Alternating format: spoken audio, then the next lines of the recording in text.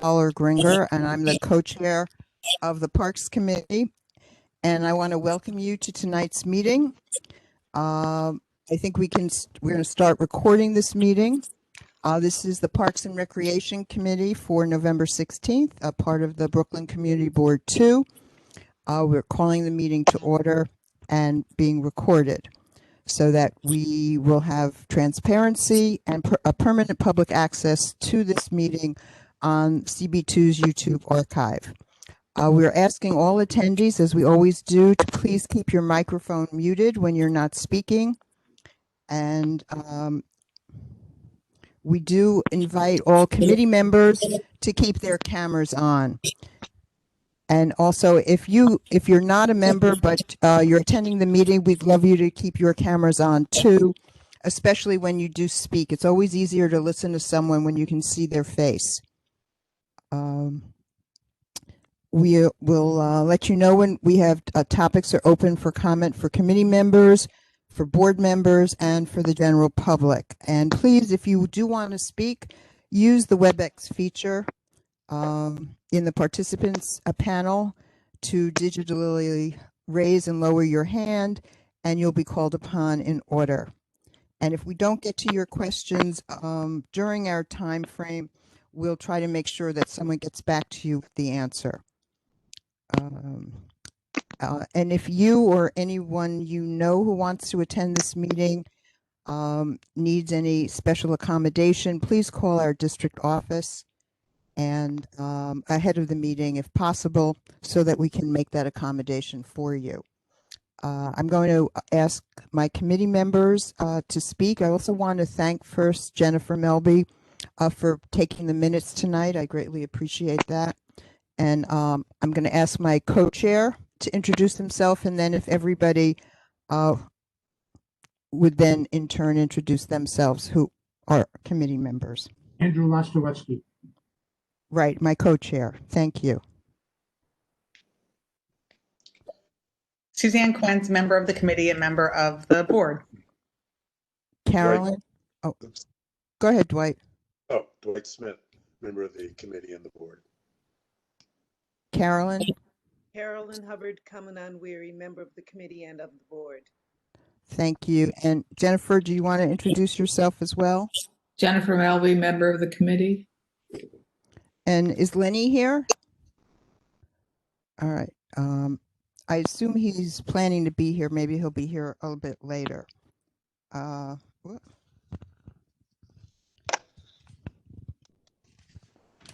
So, okay, I'd like to have a motion to approve tonight's agenda. So moved. Suzanne and Carolyn second it. All in favor? Aye. Okay, the motion's approved. Thank you. Which brings us to our discussion and sort of a Q&A for this evening. And we're very fortunate to have the Capital Budget Director, Candice Julien, for the Brooklyn Borough President.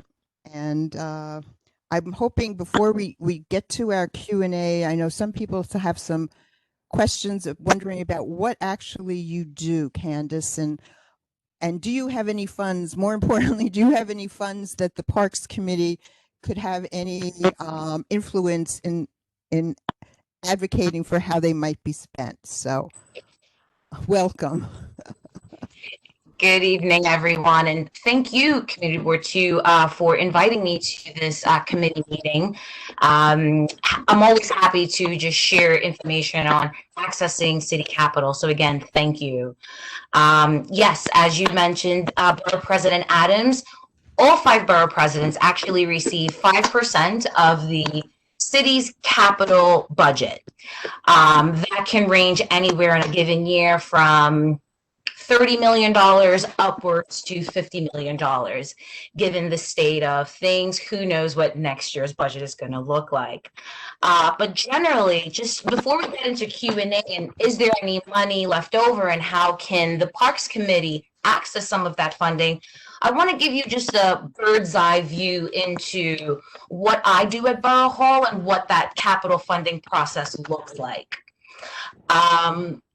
So I've been at Borough Hall for about 8 years now, 7 or 8 years now, working before I took over the capital budget portfolio last year in the programs department, working with our development director on writing grants and then executing those programs in schools, senior centers, any and everywhere in the borough, which we're focused on cultural diversity, financial education, things of that nature. So capital funding. So again, borough presidents receive 5% of the city's capital funding budget, capital budget. Applications generally open in December and close in February. Nonprofit organizations complete 2 applications, one very quick Google form to the borough president, contact information and project overview, and then they do the larger Office of Management and Budget CAP grant application. And city-owned entities, schools, hospitals, parks, they just apply to the borough president. Quick Google form, no need for supporting documents in a secondary document, and then we submit those items into the budget. So that's a very quick overview. It's very different if it's a city entity, accessing capital through the borough president, or a nonprofit. If it's a nonprofit, there are a slew of eligibility factors.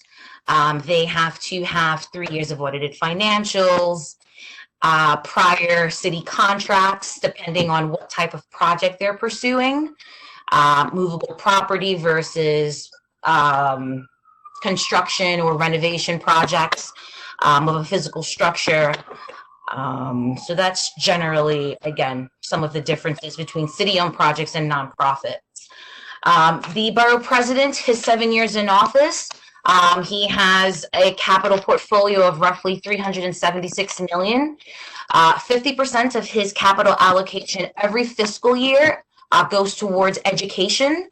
Borough President Adams has been passionate about bridging the digital divide in schools.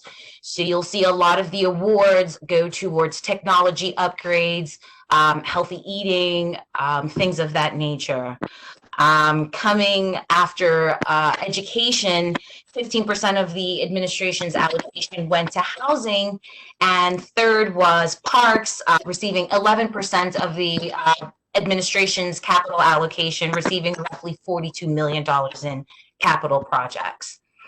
So when you ask, is there money left over that CB2 can access? There's never money left over.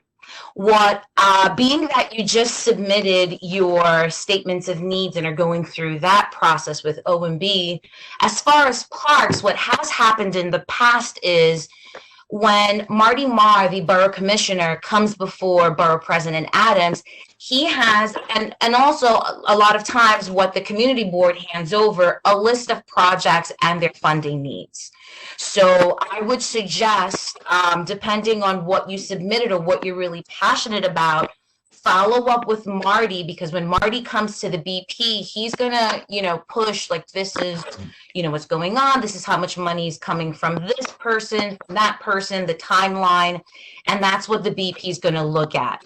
So yes, if the community board wanted to also work with the borough president, I would say reach out to that managing agency, Parks, of course, this is the committee we're talking to, have conversations with Marty Marr, because he would be the one to speak to the BP to say, we can move this project in this district faster than, or, have that conversation around the financing. So I think that's a good bird's eye view, a good introduction, and I'm happy to take questions from the committee members.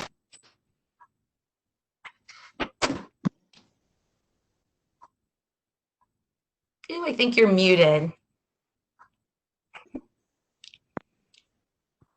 Suzanne, I see you have your hand raised. Thank you. I can't figure out how to do the hand raise within the participant panel. So maybe, Taya, if you could chat us on that, the old-fashioned way right now. So thank you so much, Candice. That was excellent. Really concise and super helpful. Generally, first of all capital expenditures, expense. What would be an initiative large and too small, like giving us some sort of dollar parameters? Sure, and that's a tricky question. Right? So many moving parts, you know. I like to say with capital, there are guidelines and then, you know, a lot of shades of gray. Right, the borough president has one more year in office, so we're not gonna, you know, I can't say, you know, what the borough president's appetite to start a new project would be versus closing out projects. And it really just depends on the dollar amounts and the project and the financing. Looking at, you know, some previous projects, you know, for example, you know, something like this is what, you know, Marty would bring to us. You know, this is the project cost. So we're just looking at, you know, if it's a $10 million project, there's $2 million in it, it's an $8 million shortfall, where is this coming from? And then that's the conversation to stagger it over 4 years, 3 years. So it's just, you know, moving the pieces around to figure out if the project, you know, is feasible, but it really just, you know, we need to see it on paper to make a decision. Is that trying to answer your questions, Suzanne? Yeah. Does anyone else have a question? All right. Well, I have a question. One of the things I find very frustrating is the length of time it takes for capital projects, for the parks at least, to get realized, to get off the drawing boards, and then get to, you know, finished. You were showing Cadden Plaza there, for instance, the bathroom upgrade there. It seems like it's going to take, I don't know if it was 3 years from the time they first came to us, and I know how things have to go through certain budget cycles, but is there anything that can be done to shorten that process, or are there any steps that the borough president's office has done? I know it's really the city, but it's so frustrating that you have to wait so long to see the fruition of a project. Sure. And there's so many moving parts with these projects, where I know if the project, you know, isn't going to move until it's fully funded. I know sometimes for some projects you have to get a little crafty if it's underfunded, where you phase the project so you can get design done or construction part 1 done. So you don't have that 5 to 10 year wait to have the whole thing done. So, you know, short answer is no. It is a lengthy process, even for the simple, you know, purchasing technology or purchasing a van can take, you know, 2 years. Because with construction projects, you know, when you have to bid out the contract, you know, that takes about 6 months. Design takes another 6 months. So unfortunately, and that all is dependent on the project being fully funded. So like nothing's happening until the project is near being fully funded, which is why, as I mentioned, depending on the project, you know, the conversation with the elected official is, hey, I'm going to come back to you over 4 years at $500,000. Like, this is the plan we're putting in place. So again, unfortunately, there really is, unless, you know, at design, the project is, you know, set up in a way where certain things can be done piecemeal and instead of, you know, just one big upgrade, you know, at one time. But yeah, unfortunately, it does take a while, and I can't figure out how to make it go any faster. Yeah, equally as frustrating is we'll put something in the district needs statement, and it might be in there for 6 years, and it still nothing has happened on it. So do you have any suggestions as to how we could get something in the district needs statement to be looked at more closely? I would say, again, it depends on the agency and what the ask is. Again, if it were parks, again, having that conversation with Marty, having a conversation with your elected officials, So we can then have that follow-up conversation with Marty and with the other elected officials to bring everyone together to push the project. Right. So I would say the more prevalent you make it on everyone's mind, the more prevalent it would be to the funders and those who can push the project. That's good advice. Thank you. Dwight, you have a question. Yes, Candice, good information. I have basically two questions. First on the allocation that you gave, and so if I understood correctly, it was 60% for education, 15% for housing, 11% for park. Yes. And so then there's 24% of the dollars. Where do those go? I mean, how are they allocated? I mean, Sure. I can actually tell you that really quickly. 42 million went to arts and culture. 17 million went into economic development. Public health received 16.7 million. Department of Transportation received about 3% of the budget at $12 million. And Transport DOT got things for like countdown clocks, sidewalk extensions. Economic development, 17.9 million. That was a lot of stuff usually done at the Navy Yard, Moore Street Market. That's about it. I got it. So, Yes. so park gets a reasonable percentage of these dollars. Yes. Well, that's good to know. The other question was,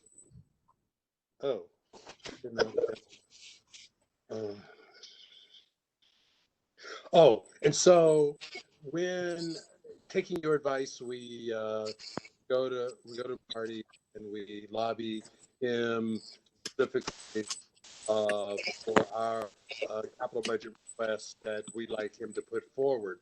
Now, our dollars or our budget will be part of the 42 million that is available.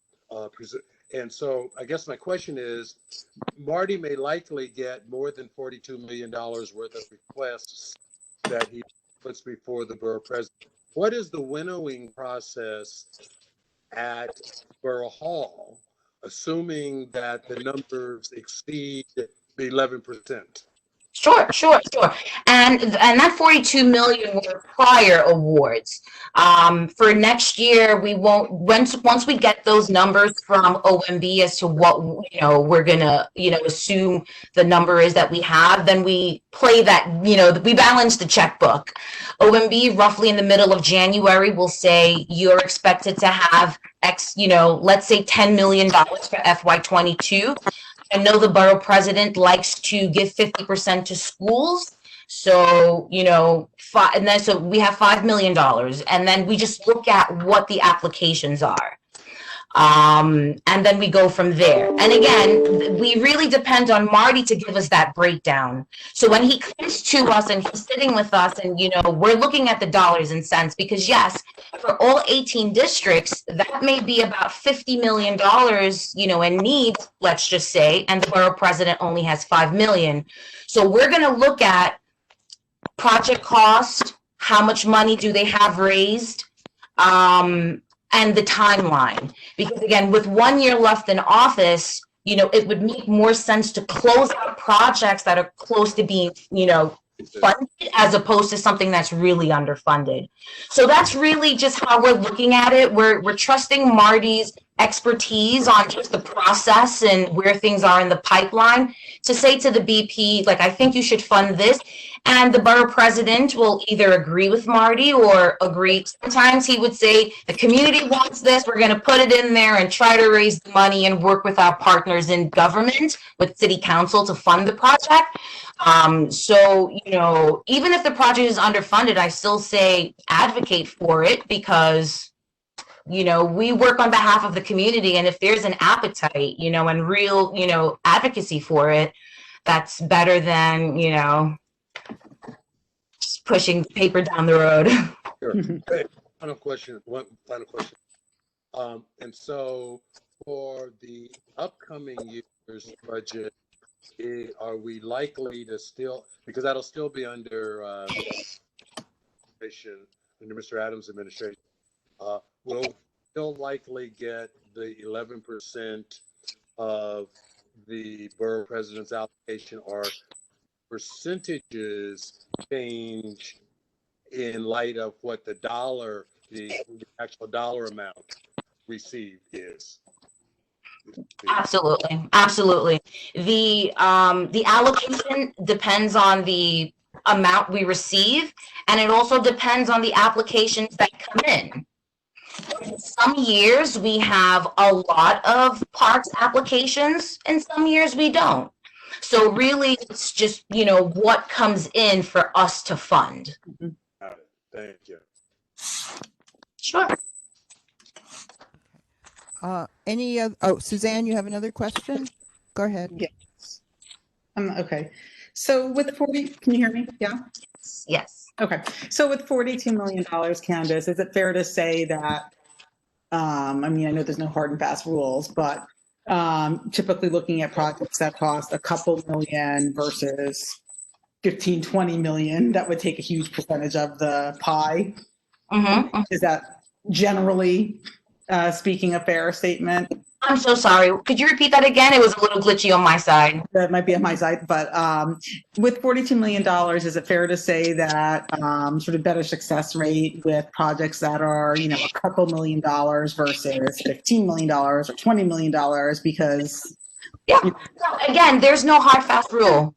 Hard fast rule. And I just want to remind everyone that 42 million is the total for previous allocations. Yes, no, I heard that for sure. So yeah, it depends. Like I know, let's say Prospect Park, the perimeter restoration, that's a project that we've been funding since Borough President Adams' first year in office, because again, big project, we knew we weren't going to be able to allocate a big number in 1 year, so we allocate over the years. Another park, requested 500,000 for turf. And we were able to solely fund that. It was turf and a new jungle gym. So it really, again, it just depends on the numbers. How much it costs. Is the council willing to, we work with council to, hey, are you funding this? And, just back and forth negotiations. So it's really, it depends. Yeah. Also, it depends on the project. Is it new and exciting? Is it, something really, needed in the community? Has this been going on for 30 years? Everything runs the gamut, and we just look at the dollar amount and where things are. And what did you say was the timing of typically when the borough president and Commissioner Marr speak? When do they speak? Roughly, I want to say it's in the winter. It's either January or February. Okay. Yeah. And so my other question is just on our list of district priorities for parks, we have a couple of parks. For example, Commodore Barry is something that this committee has been advocating for many years, and and has really gotten some great improvements over the past several years. There's still at least one piece, if not a few pieces of work to be done. That seems to be on people's radar, at this point, but we feel like that's important, and we feel good about the progress that's being made there. One of the other things on our list is about a part of the district, Burham Hill in particular, that's underparked. Okay.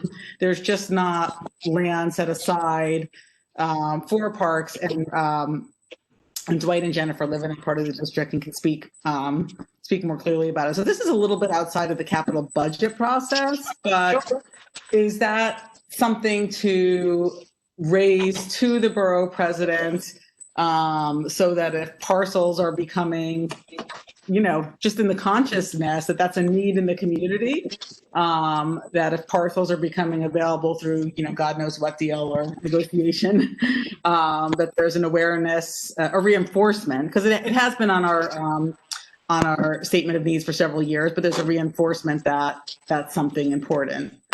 Sure.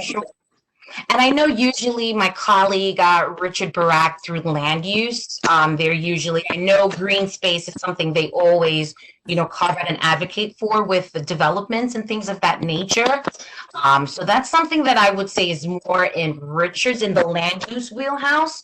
But what I would say, usually if a district or a neighborhood within a certain number of blocks is under park, encourage the residents to look at joint parks, schoolyards. And that's something that either the school or parks can apply for capital to turn that courtyard, which is usually just, an open field, into an actual playground that the community can access. Jointly operated parks, like that's something, if there isn't green space, that, some sort of partnership, and that's a conversation you have with Marty as well, as to how, getting the school on board and what is it going to cost to turn this concrete, courtyard into, a playground or, whatever it is the community is looking for. Thank you. Any other questions from committee members? Is there anyone here from the community board who has a question? Okay, and I think at this point we could hear from any members of the public who are here who might have a question. I think if you put your name in the chat, we could call on you.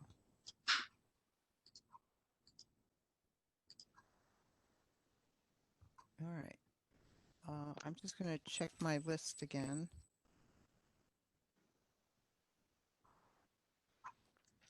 Okay. I don't suppose there's any way we could define tree pruning as a capital project. No. Okay. All right, because that's done I think once every 7 years, something like that.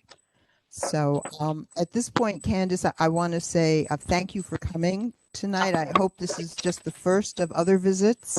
Sure. And now that we know your name, we know how to find you. And I really can't thank you enough for taking the time and talking to us. So I don't know that I even knew that there was funding in the borough president's office of this ilk. So it's really good to hear about it. And, absolutely. I'm happy to attend any future committee meetings, or if you have a question, feel free to reach out to me as you get ready to lobby Marty, and even after you have the conversation with him, happy to just touch base so I know what's on the radar once, we have that conversation around parks allocations. So again, thank you and for being so sweet and lovely. And also, you're welcome to stay, but we totally understand if you have other things to do. So thank you all. Thank you. Okay. So now we're going to turn to the approval of the minutes from October. Does anybody have any changes to the minutes or corrections? All right. Hearing none, then I will assume that committee members are fine with the minutes as they've been presented. And then we'll move along to the chairperson's report. Some of this, a couple of things I have to report you may have heard. I know some of you were at the general meeting last week, but I wanted to let you know that the municipal building is now Justice Ruth Bader Ginsburg Municipal Building. So there are signs up there. I'm not sure if those are the permanent signs or they're just temporary signs. So if you haven't walked past there in a while, that change has taken place. And the other thing, I'm a little calmer tonight, but again, if you were at the general meeting, you heard how excited I was to find out that we have a calendar of events now on the website. And, I was going to cut and paste and have those available to put in the chat just to show you that I'm trying to do my part, but I didn't get home in time to do that. And but you can now go, after tonight's meeting, go to that calendar of events that's on the web. on the CB2 website and register for our December 7th meeting, which I'll mention also, is not the regular, we're having a joint meeting with the Youth Education and Cultural meeting on I may be aware we will be discussing the Statute of Columbus right outside the Supreme Court building in Columbus Park. Then you still have time till the end of the month. If you haven't seen the Photoville exhibit, it's still up and it's still so interesting and exciting. And then if you live in Council Member Levin's district, he is again doing participatory budgeting. And if you're not familiar with that, it's an opportunity to apply for grants on behalf of your favorite sort of causes, whether it's a school, a park, upgrading technology is a favorite type of project that's funded.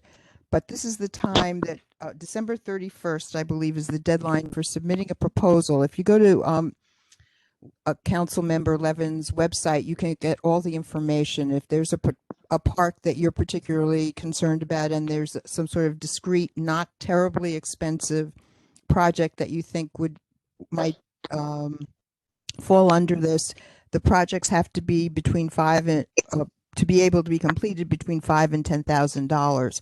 So if you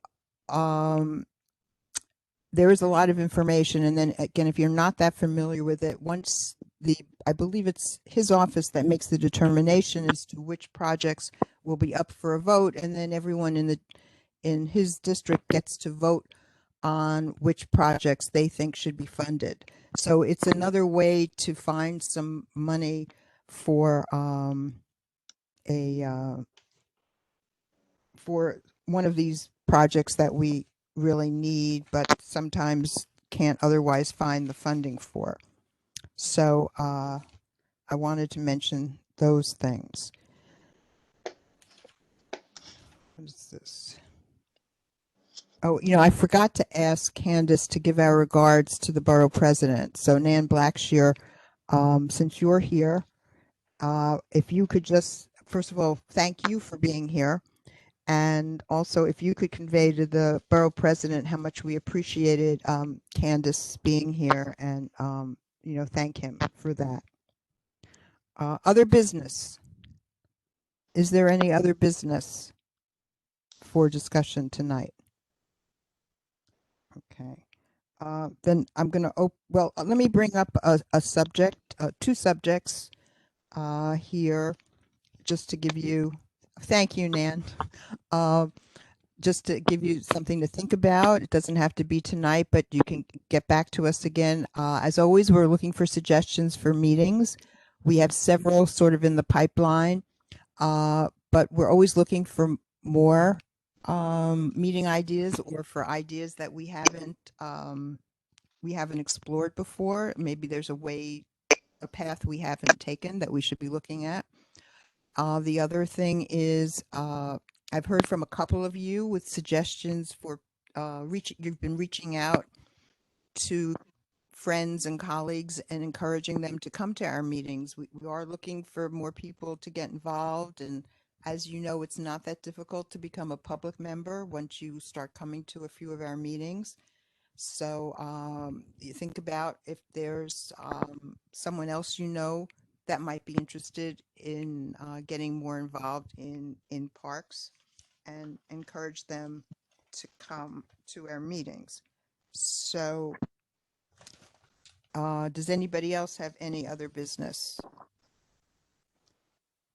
Then at this part of the meeting, we open it up to members of the community who may be attending tonight. Is there anyone on the call who would like to speak at this point? Carolyn, is Andrew Marshall on the call? Do you know? Okay. I don't know, because I don't see the names up. But you could look at the participants list.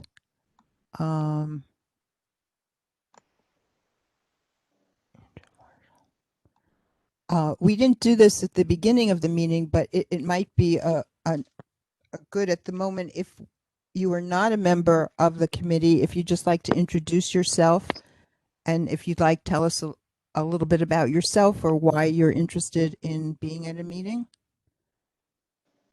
Oliver, would you like to say something? You moved around there.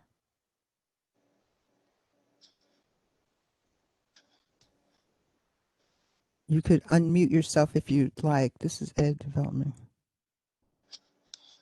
Oh, okay. Ed, thank you so much for that.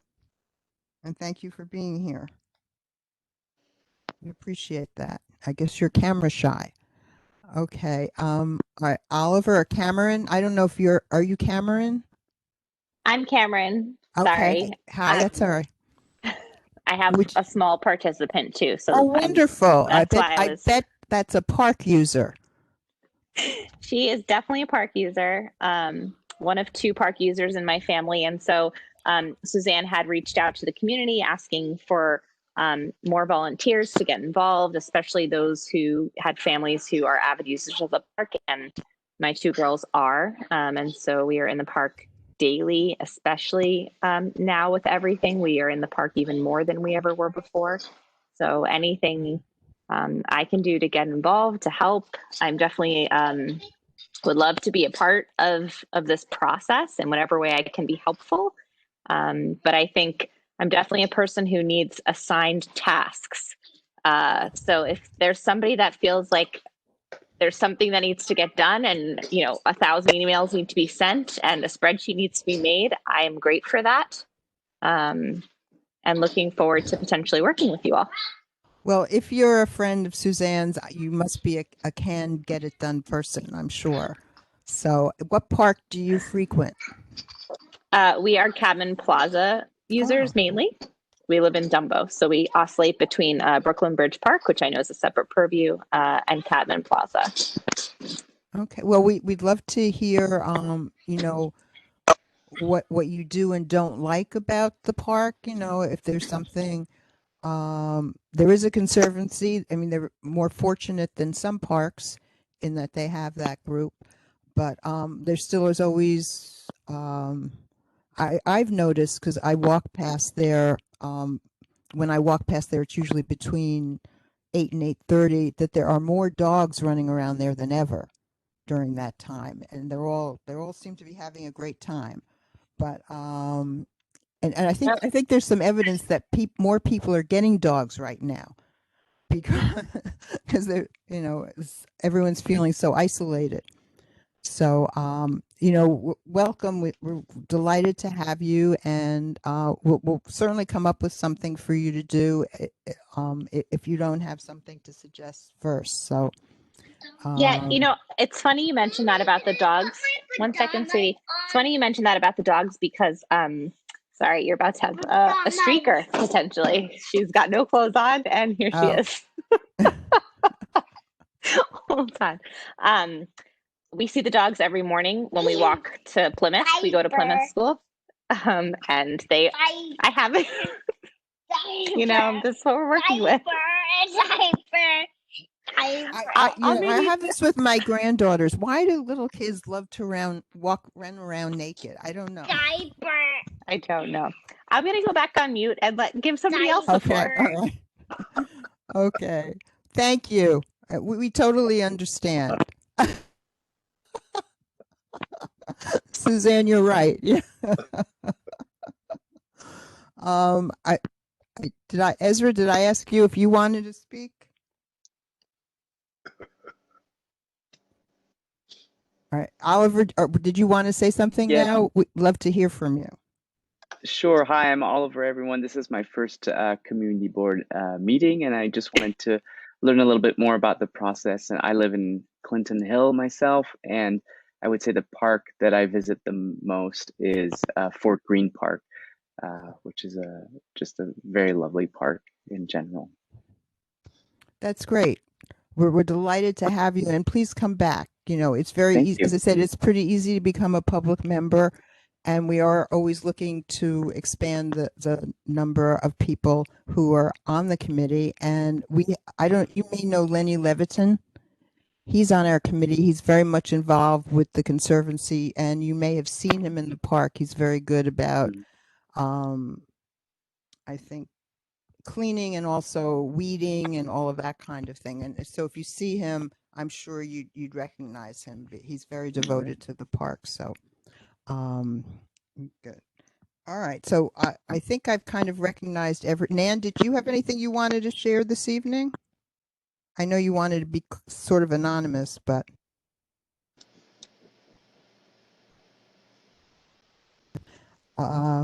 Anyway, does anyone have anything else they want to discuss tonight? I would. Yeah, Suzanne. So I would just, and Cameron's back on, and I'll just say that Cameron and I actually don't know each other except for we had a brief chat on Friday when she responded to my Facebook post. And one of the things we talked about was sort of garbage in the parks and keeping them clean. And then we talked about how in Dumbo, that's a big problem with Shake Shack. And then she told me just today that she already reached out to Shake Shack to see if she can get them to do more garbage cans outside of their location. Because truly, at Brooklyn Bridge Park and Fulton Landing there, I mean, they're probably contributing to about 80% of the garbage. So she is definitely, from what I can see, a get it done person. And I'm so glad that you joined, and Oliver as well. I just to follow up on Candice's presentation. So I thought that was great. And I love the idea of us just so more actively advocating for some of our needs. I mean, we're very diligent in putting them in the district needs and being thoughtful about them. But just, I guess, for us to have, a marker for us to be communicating with the borough president in some way and just after the new year to sort of to line up support for some of our top initiatives as makes sense for his conversation with Borough President Adams. Does that make sense to you, Barbara, and others? Let me think about it. It certainly sounds like it has potential. I guess people could start to think about what are their top priorities. And, I guess the other thing that Candice said is this would probably not be the best time to look for new projects. Right. And I think also, I think the budget, no one knows what the budget's going to look like. Correct. So, but I think it's a good idea. I got the impression from her that really we should reach out to Marty. Yes, no, agreed. Yes. But we just want to do it on the right timetable. Right. And, yeah. And the right projects that are close to being fully completed or almost funded, and things that they could reasonably look at and say yes to. Yeah. But I mean, since we've got basically one, maybe two more meetings before before meetings, the end of the year, we have one meeting. Yeah. Got one meeting. Okay. And I was thinking more about the January meeting but I guess that's not a good idea since we're in the middle of the month in January. So we only have one more month, in which case we need to come back to with our December meeting with our suggestions that we can talk through with each other and agree on something to approach Marty with at the beginning of the year. Yeah. I mean, I feel like we already have I was going to suggest that maybe think about what you particularly would be interested in. And in the next week or two, maybe we'll set a date. Does the Wednesday before Thanksgiving sound like would be enough time for people to email the group with what you would like, and then we'll try to see what sort of comes to the top as being the most important or of most concern. I mean, don't you think we already prioritized our priorities? Like we prioritized and then the full board voted. So in a way, I feel like those should be the priorities, and they maybe maybe Rob and Taya could sort of help us Right. whittle Okay. those down. Like Yeah. of these top 5 priorities, which two do we think it makes sense to? Has the best shot. Yeah. Okay. Right. Yeah. All right. That makes sense. I will touch base with Taya and we'll go forward on that. I wanted to get back for a minute that you raised the issue, as did Cameron, about garbage, and the time kind of went fast now to focus on garbage, doing a project. But I was wondering if perhaps the two of you might think about spearheading a project, maybe just, focusing on one park, the park of your choice, perhaps, and trying to do some sort of initiative, whether it's a day, in the spring, in the early spring, I guess, or sometime in the spring, about getting out to a park and cleaning up and trying to get the message out to people who are using the park. I would assume when you're referencing Shake Shack, it's not so much that there's garbage outside of Shake Shack, but it's their people buy the products there, take them to the park, and then leave the boxes there. And maybe there's some other way they could package, using less packaging for there, that would help with having less garbage. Yeah, it's actually both, I think, with Shake Shack. There's overflow on the garbage cans close by to them. Oh. Yeah, Cameron's nodding. Yeah. And the other. I don't know. I'd have to think. I mean, I knew, I'm usually one to say yes and take things on, but I think I would love to hear another park that would really need that, because Brooklyn Bridge Park, I think, has an organizational structure in place for that. And Cadman also has a conservancy, although Cameron, you may, I feel like we would have to work with them, but they have a conservancy to organize cleanups. I don't know if people have a thought as to another park that doesn't have an organizing group that we can help to facilitate. The challenge there being, I don't have any connections to those communities.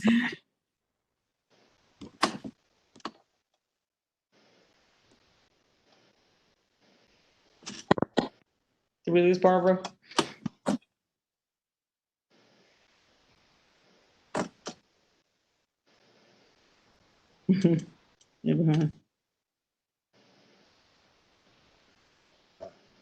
Uh-huh.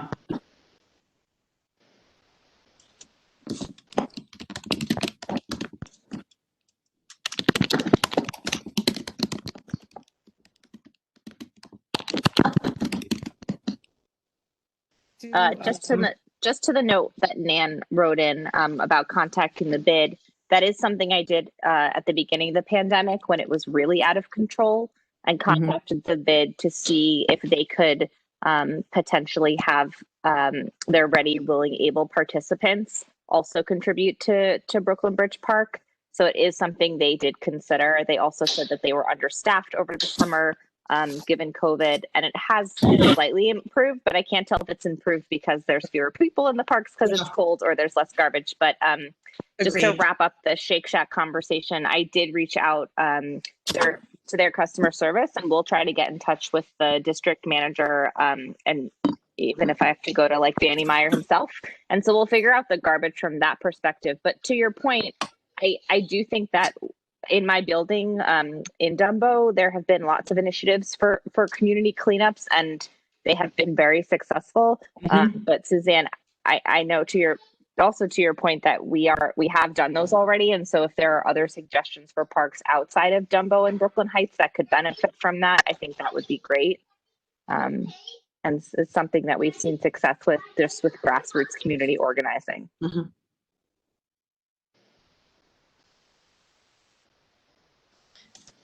The only other note that I was going to bring to the table was, and you mentioned there's a Cabin Plaza Park Conservancy, and so I'm still getting familiar with which groups handle which parks and what parks are under which committee's purviews, which is very complicated just for a beginner.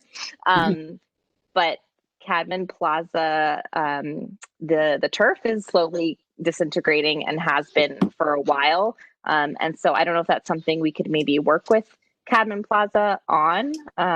or just that idea of turf in general being such a safe use of ground for kids? And is there, if we decided to say, hey, okay, we're going to redo the turf in Cabin Plaza, and it sounds like you have to contract that out, is this a larger initiative to find other park locations in our community's district that could benefit from having turf relayed, or if there are places that are completely concrete that could benefit from just having turf space instead of concrete, playgrounds or parks, and we could have that be a larger bid for whatever organization wants to bid for it and find some cost savings there. So just something to consider as we think about the best surfaces for our children to play on that are both long lasting and safe. I don't know if there are other parks outside of Cadman Plaza that have that same issue or that could benefit from different surfaces. My colleagues would know better, but there's a perspective on turf, I feel like, by the borough commissioner, right, Andrew? I forget on Commodore Barry what the do they want turf or they don't want turf? I can't remember what the touching turf, artificial turf at any one of the parks, that's like a 2 or 3 or 4 year project. It's not going to be just a discussion that we're going to have because it, that issue was approached at Cadman Plaza, and it was a long drawn out discussion with everybody in the community getting into it. Yeah, but if in concert with the Cadman Park Plaza Conservancy, that's identified as a need, then basically we would consider it for prioritization on our district needs, and it doesn't get done. And then we know that's a long process to get elevated. But I think. Hi, it's Barbara. I'm now on the phone. We were asking to come back, correct? Suzanne, Hi, it's Barbara. Hi. I'm on the phone. I seem to have lost my internet connection. I'm sorry. It's okay. I'm actually having a bad night with internet connection as well. Yeah, Suzanne and Barbara, I'm seeing technical low bandwidth signals for both of you, unfortunately. Yeah. Suzanne, if your bandwidth is low, you could try cutting your video feed. Yeah, I will try that. Okay. Barbara, can you hear us? Yes, I can. Okay, go ahead. I was going to say, I think we've just about finished the meeting in any event. I apologize for my problems, but I think everyone who wanted an opportunity to speak has spoken, and I think we've sort of come to the end of our agenda. So if someone wants to make a motion to adjourn. So moved. Does anyone? Okay, and do we have a second? Barbara, just before we adjourn, I wonder if Cameron and Suzanne had a chance to conclude the conversation that was happening while we were not able to talk with you. I think Cameron was raising some thoughts about Cadman Plaza, specifically to the turf. And Taya, they're on the list of people we're outreaching to, yes? Or so what was her question about Cadman? Was it about garbage or something else? No, something else. I'll let her speak. They're not currently on the list. The folks that I have on the list for January, actually, Barbara, would it be okay to just run through a quick preview of the couple months ahead and what's been discussed? Okay. Sure. So December is the joint meeting with Yeka regarding the Columbus Park statue.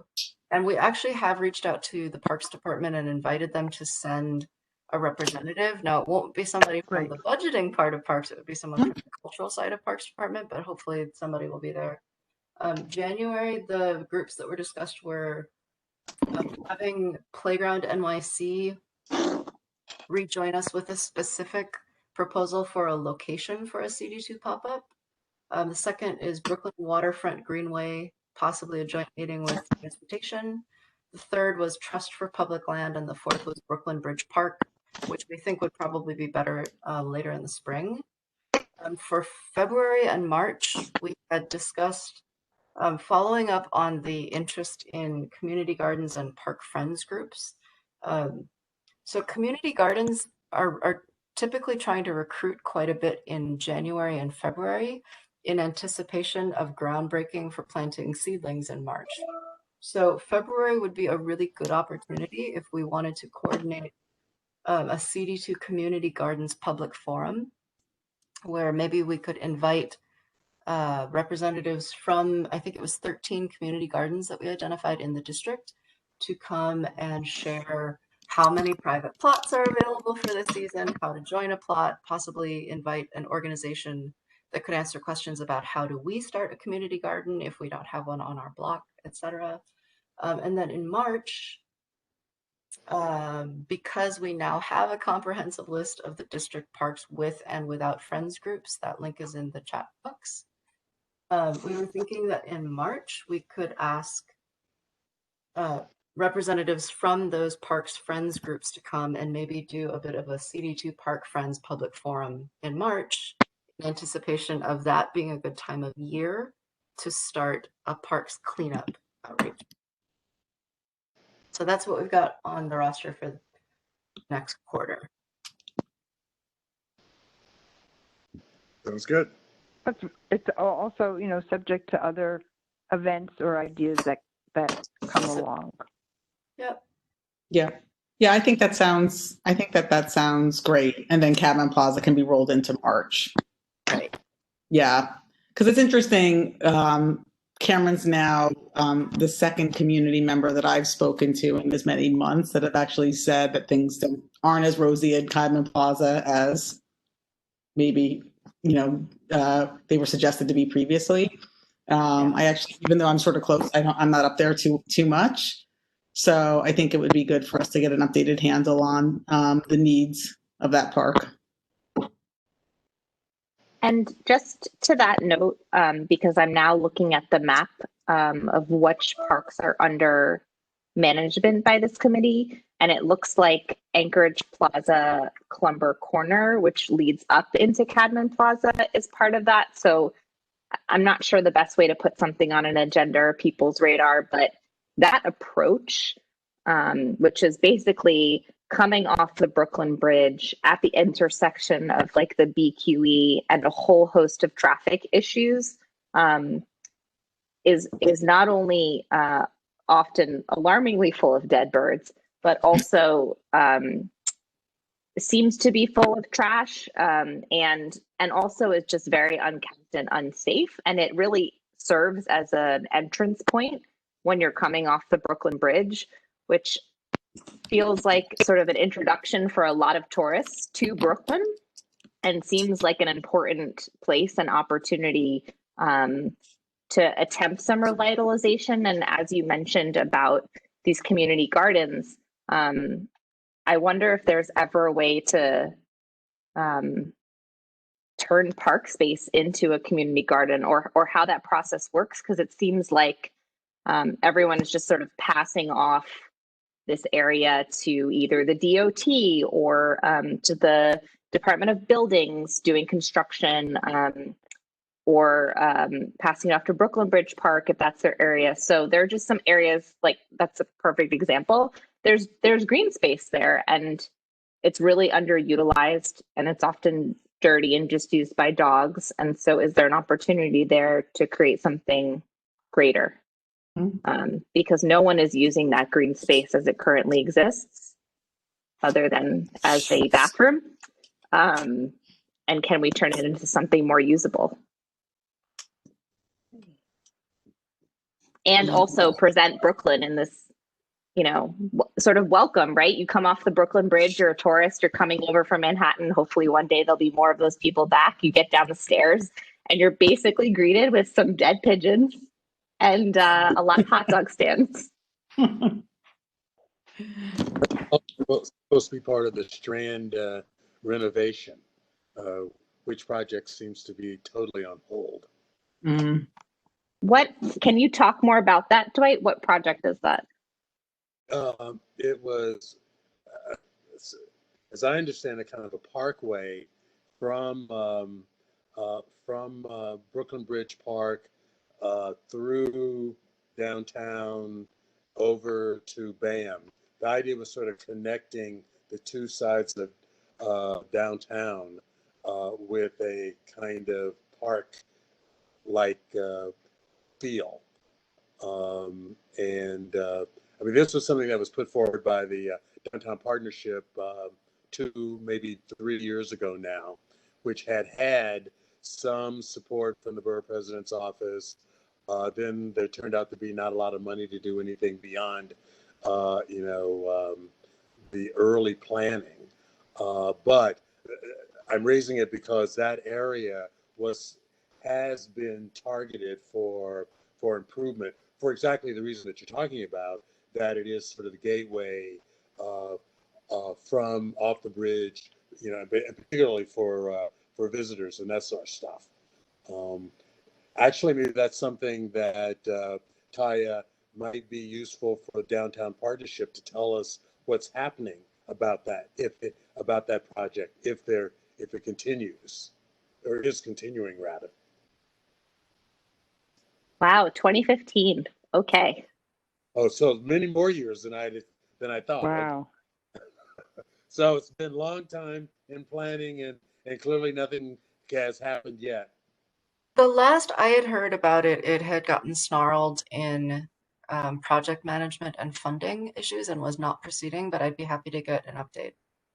Yeah. It's a very ambitious plan, as you can see from the map. Mm-hmm. It is. It looks super I think ambitious. part of, yes, part of the problem really was they had this great concept, but they didn't have any funding for it. And I think when Regina Meyer last spoke to the community board about those streets they were going to do, it was probably maybe January or February. And then she did say something about the Strand, but it was just very minimal, and I don't know that they envisioned doing the whole project as intended initially. So Yeah, because it did sound wonderful.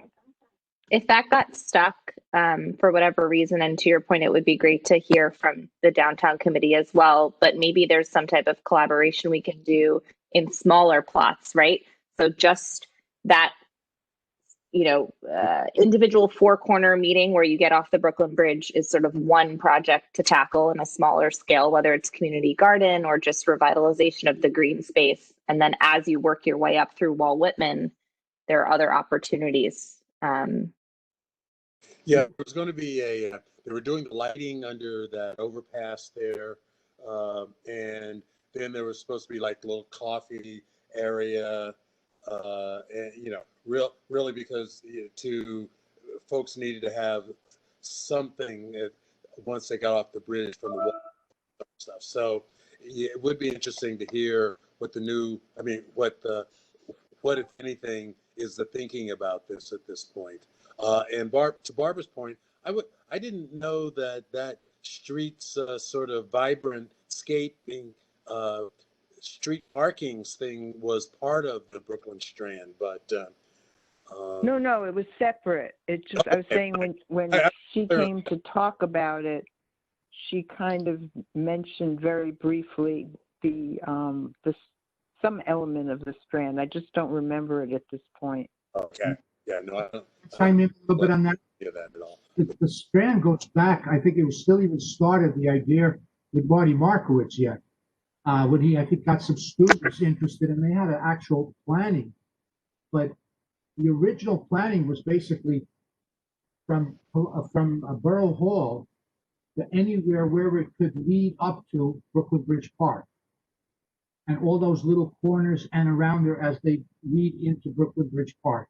Now it started going a little further when somebody decided we're going to try to get it all the way down to by the Brooklyn Navy Yard and get that walkway in there, and then even further to pass all the way, like you said, to Atlantic Avenue. The minute it started expanding and expanding, it became a dead issue because it's too much money. And the whole thing is we gave up the whole thing because it could have been a beautiful alleyway from Borough Hall down to Brooklyn Bridge Park and ask that people get into Brooklyn Bridge Park. They would have like a complete parkway tying in all the parks from, again, Borough Hall all the way to get to Brooklyn Bridge Park, and leave it at that.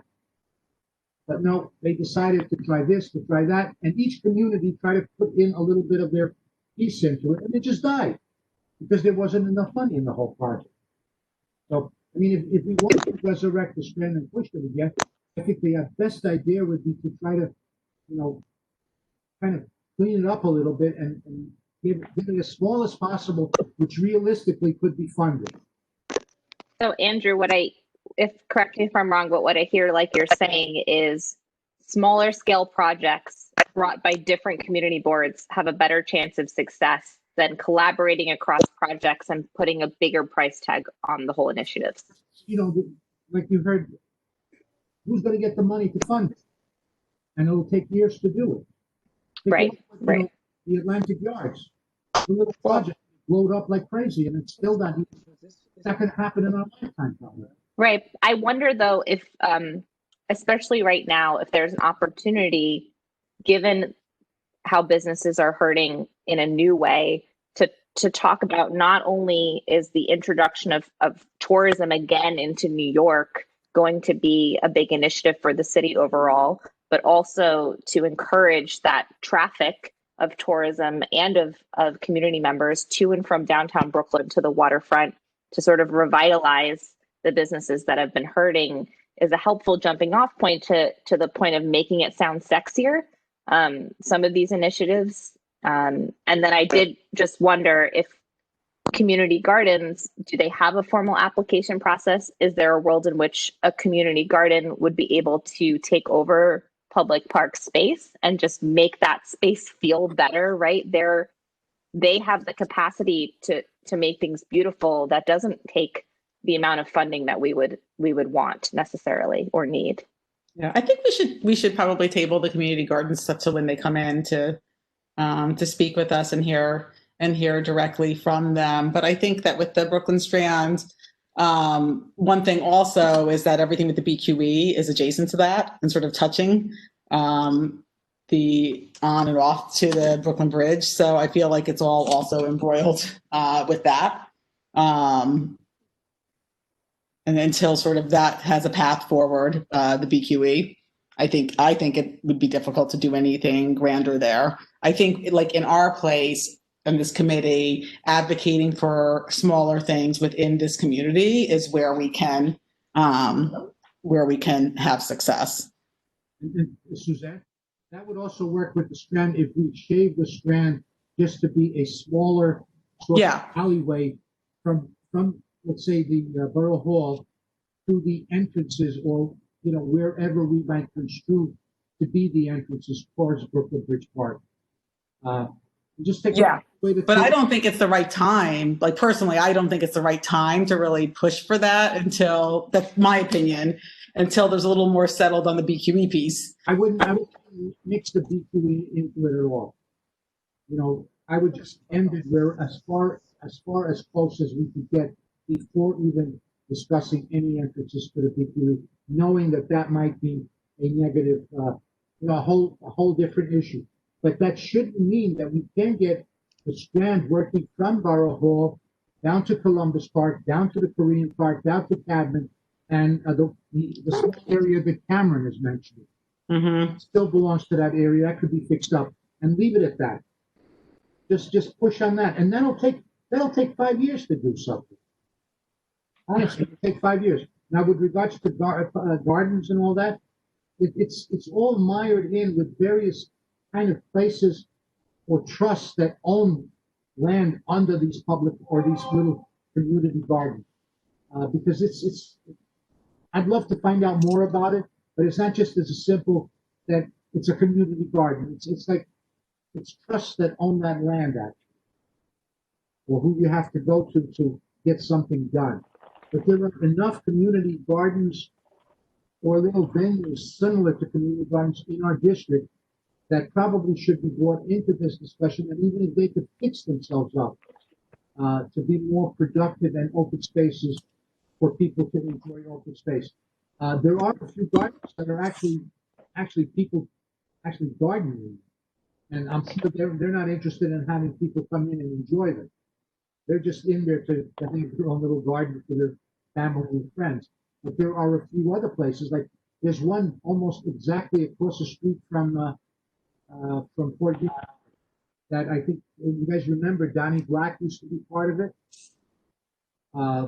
It's in completely disuse. Nobody uses it. Everybody, but it could be a beautiful park. It's a little sliver, but it's not used. There's another one that's by the BAM that one of our community park members is affiliated with, a former member affiliated with that little sliver right across the street from BAM. They're not so much of a garden as sort of an open space that people could sit back and enjoy it. Those are the type I think we should bring to our meeting and find out more about those type of slivers all around our district. Because that we could influence something there. Mm-hmm. It seems like, just based on what the presenter earlier had said, Andrew, your point of addressing slivers, right? These very small green spaces that are underutilized but exist on a very small scale, and then ideally wouldn't require these epic budgets and could be a little more grassroots. I think that's a great initiative to have. And if those slivers ultimately can sort of be building blocks up to this idea of the Strand. Well, the Strand is a completely different animal. But there's got to be, I think, I don't know, they have to find out how many of those little slivers are in our district that could be brought to speed to make them into little, more acceptable open spaces for people in their little neighborhoods to use. And the funding, you could find funding in that from local businesses right around the corner or something. Like the one I'm thinking of that is across the street from Fort Greene Park, and I forget what street is it on. South Portland. South Portland, okay. You get a few of the restaurants that are around there that could annually contribute a little bit of a budget to provide things like, cleaning equipment, planting equipment, a bench, a table, so people could enjoy it on the off hours. And that, in a sense, don't sweat off our back. We just bring the people together and try to create an incentive about it. Like we were talking about cleaning parks and all that. I would hate for us as a committee to be the coordinator just for cleanups for a few other parks, that we really won't control. Mm-hmm. We'll be to find volunteers, for one Saturday, 2 Saturdays to go there, and what did that do?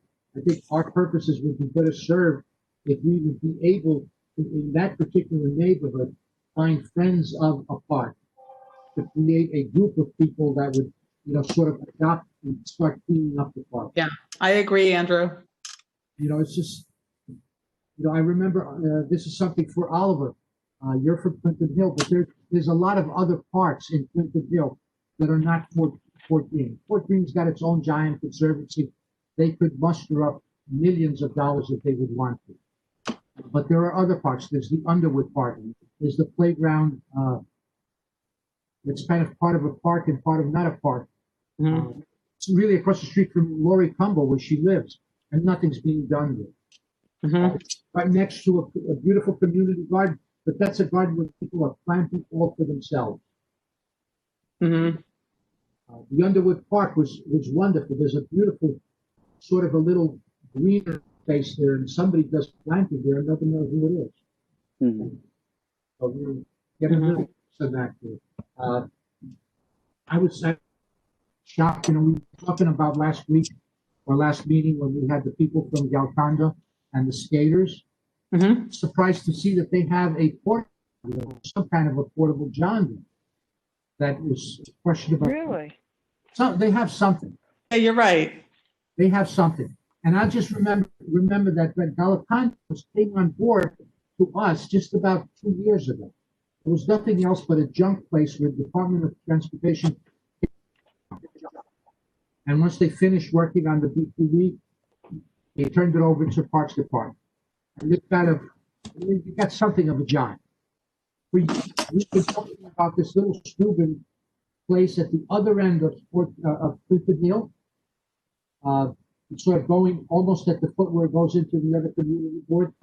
And sort of young adults use that park, besides a seating area, for very good basketball playing. And they have absolutely no facilities to go relieve themselves.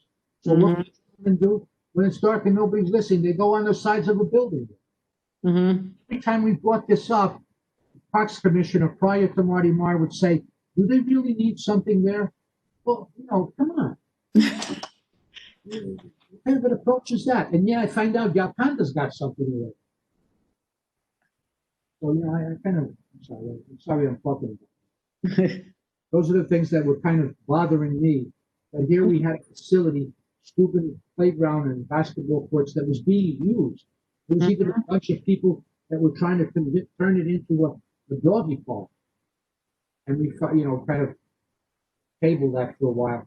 Like the young men that were playing basketball, they got nothing. Go keep in the building. What do we do? It's kind of a response for the park department.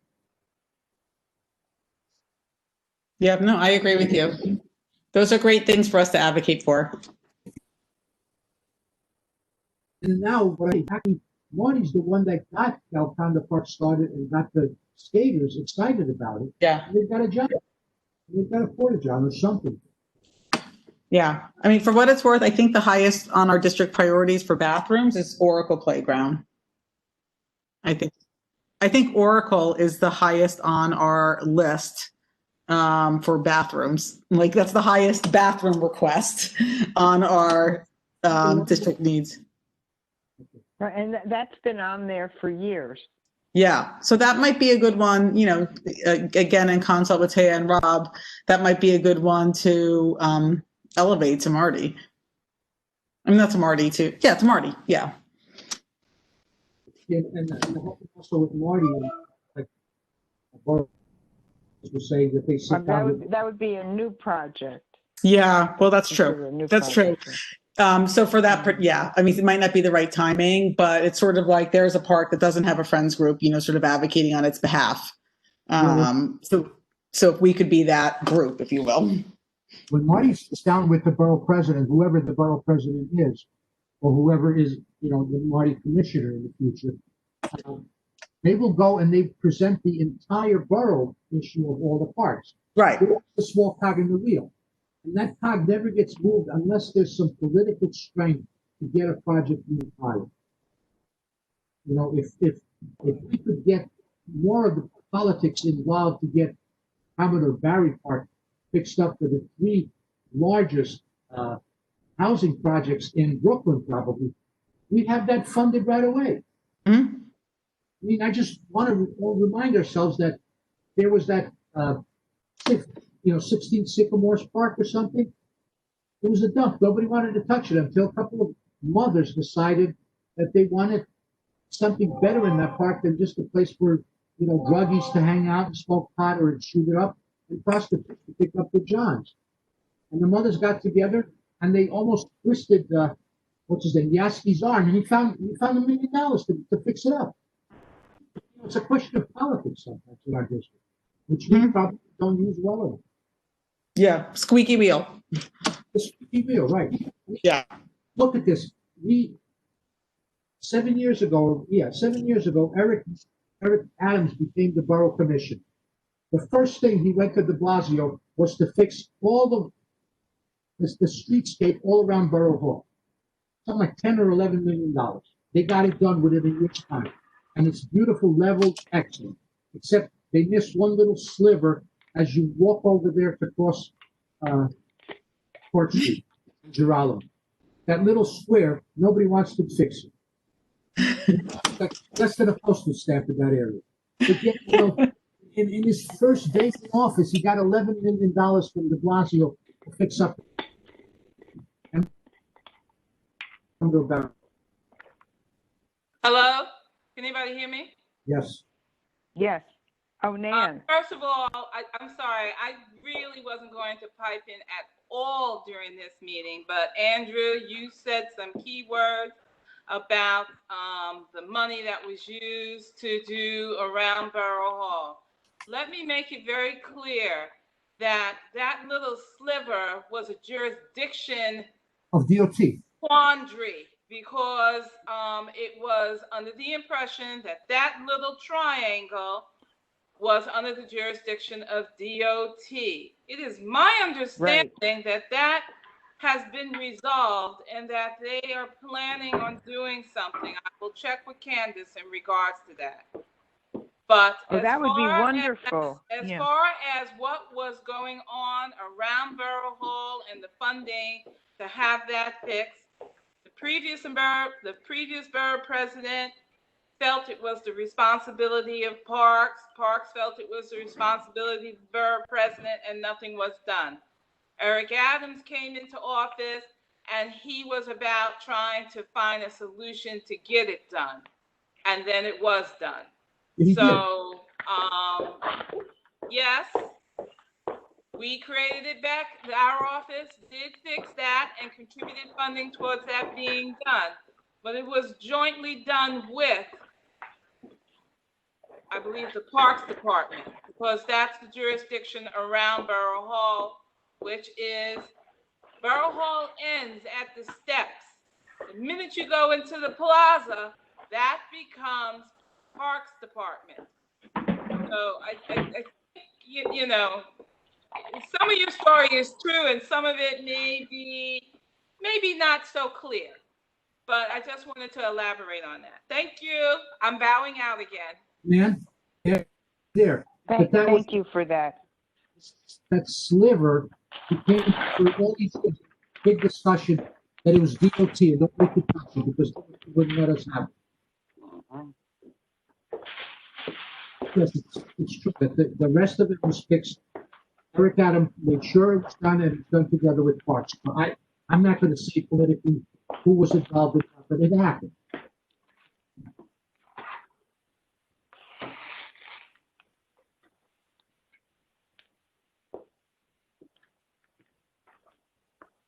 All right. Well, I think at this point, I think we already had a motion to adjourn that was approved. I was thinking this might be a good point to adjourn. We had a lot of good discussion here, most of which I heard, and I apologize for having my internet problem. So I think at this point, we should adjourn the meeting, and then we can pick up again next time. I think you need a second on that adjournment. I think I only heard one person approve I it. move to adjourn. I second. All right. Does everyone approve? Yes. All right. Andrew, could you just take over at this point because I can't see anybody? Well, we have a second for the adjournment. So anybody against adjourning, raise your hand if you can. I'm for adjourning. Anybody objects to the adjournment? Yeah. Okay, so it's unanimous. We can adjourn. Okay. All right. All right. Thank you.